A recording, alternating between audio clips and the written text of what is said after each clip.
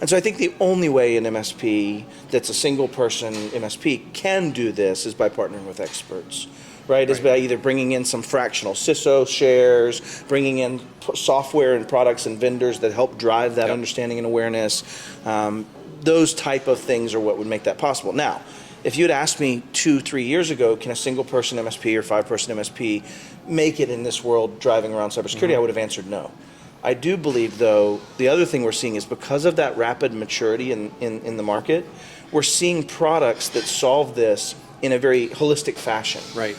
Take example, running an Azure or an Active Directory server of 2003, 2008, 8R2, 12, 12R2, 16, 19, 20, right?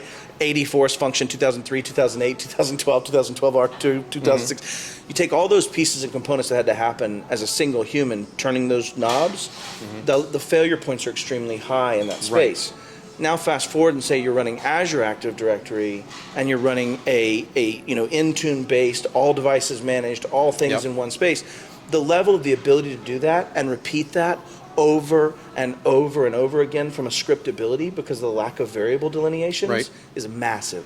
And so my point is, I think if you fast forward 5 years from now, I would, if I started an MSP, which I cannot contractually start an MSP, I just want to state that on the record.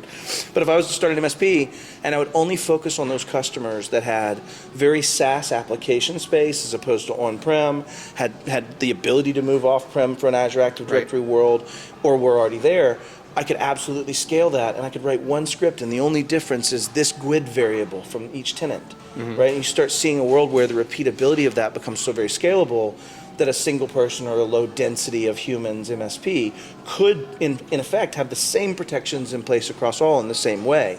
Therefore, limiting the amount of knowledge body they might have to have other than what those mature entities and partners are bringing to the table, if that makes sense.